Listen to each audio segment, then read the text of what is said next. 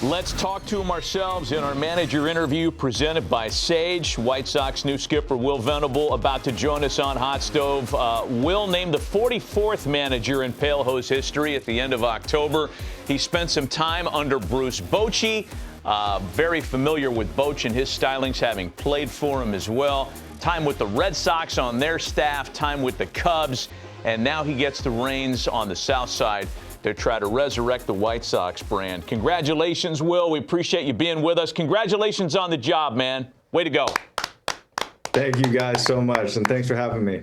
You know, I read the interview that you gave to the Chicago Sun-Times, and, you know, Harold and I both know you, and we're happy for you, and I was so curious to hear what your public response would be when you were asked about influences and about the first things you're going to do as White Sox manager. And I love the quote you gave the Sun-Times about being a communicator.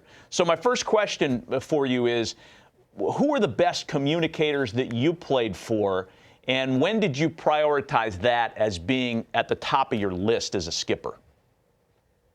Yeah, I mean, I spent most of my career with Buddy Black. You know, I think 95% of my major league career was with Buddy, and he's as good a communicator as anybody. And I think, you know, as you're going through the grind and the things that you're going to be challenged with, just having that demeanor and that kind of clear, honest communication means a lot. And I certainly was on the receiving end of that with Buddy and some of the other managers that I played for. And that's something I'm hoping I can do too.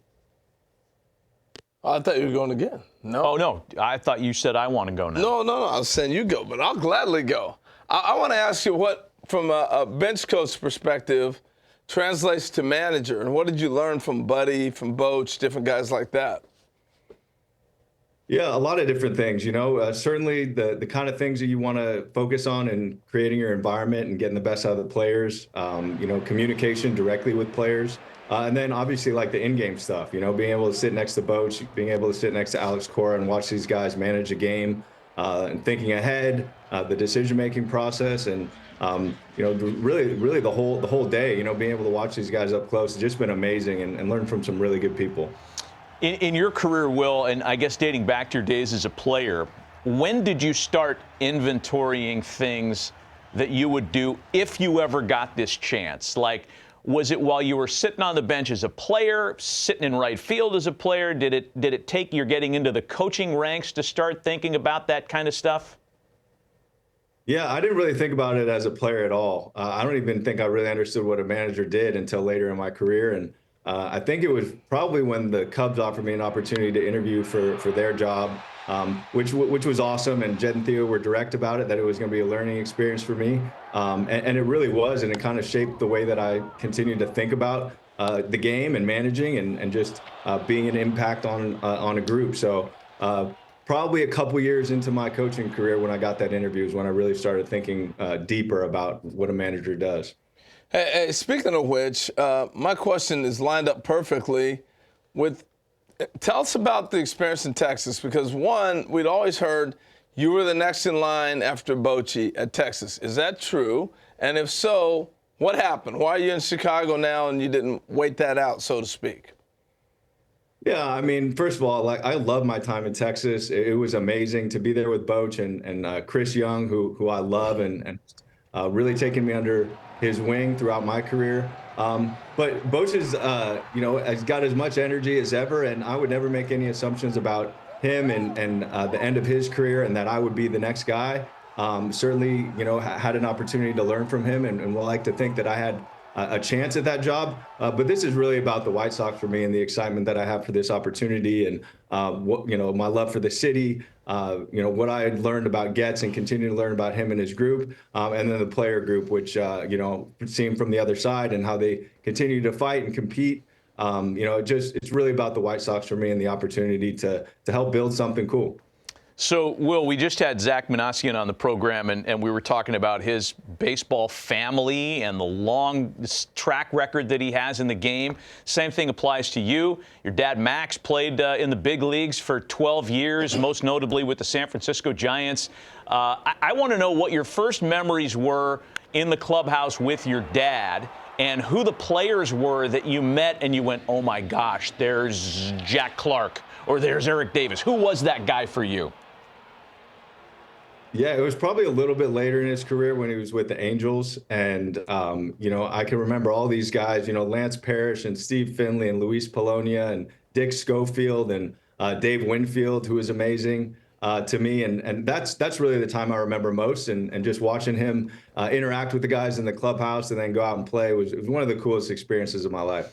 Yeah, I also want to ask you about the football background in your family. And your brother Winston had a great career playing at Boise State. Now he's the running backs coach there, who might have a Heisman candidate in his backfield. Yeah. How often do you talk to Winston about football and about what he's doing? Yeah, a lot, and he's actually moved on from the program, but it still works closely with the players there in just a different role. But yeah, a lot of football action in my family. My dad was a really good football player. I think that's where my brother gets it from. But yeah, to have those two guys in my life, as the elite athletes that they were, and guys that have continued to be great leaders in what they've done, they've just made a huge impact on me. And I like talking baseball, football, whatever it might be, all the time with them. Boise's got to clean up the website. They still got Winston listed there.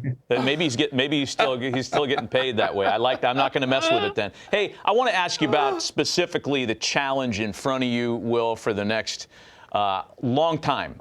You're taking a team that's coming off a historically bad season. Certainly not a surprise. You know what you're getting into here.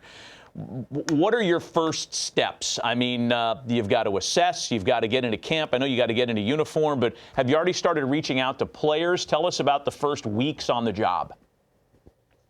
Yeah, we'll see what the next couple of weeks look like. But these last couple of days have been a lot of time on the phone, connecting with players, connecting with staff, trying to build out, the rest of the staff and talking to the front office about what that looks like.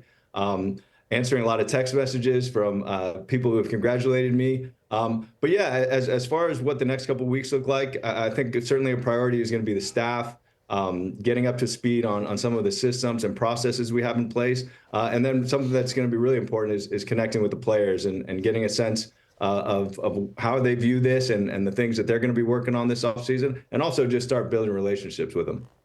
Hey, Will, I want to take you back. All right, so let me set the scene before we roll the video. So Yu Darvish signs with the Texas Rangers. And when he comes over, all we hear, 7 pitches, greatest pitcher on the planet. So what do? Everybody flies down to Texas and to go see Yu Darvish pitch. He strikes out, I think, the first guy. The next hitter is this dude. And we'll hit a ball off him. You're talking Cactus League, right? Oh, my goodness. Here it is. Here we go. He's facing Yu Darvish, and he hits this rocket off the monster. Now, why that's not a homer, I don't know.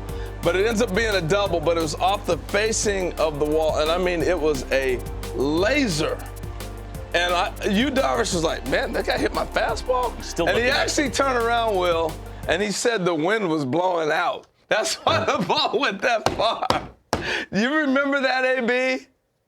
Oh yeah, for sure. And obviously, it was a big deal for us to face you. And he said that the wind blew it out, and I was like, man, I can't believe that he said that. First of all, and then the media came and asked me about it, and I didn't really want to comment on it. But we played him later on that year. And I had it in the back of my mind, like, man, I want to get this dude for real, And I ended up going 0 for 3 with 3 punches, and that was a tough pill to swallow. But was able to play with you later on, or be on the Rangers with him later on, and then I was on staff when he was with the Cubs, and was a great guy, and we joked about it. But yeah, that was funny. Definitely remember that one for sure. Yeah, you guys had to have joked about it quite a bit, man. That's pretty funny. Hey, you're a guy that comes out of Princeton, and it's pretty amazing to see what Princeton University's been able to do with baseball. I mean, Scott Bradley, I played with in Seattle. He's been the baseball coach there now for the last 17, 18 years. But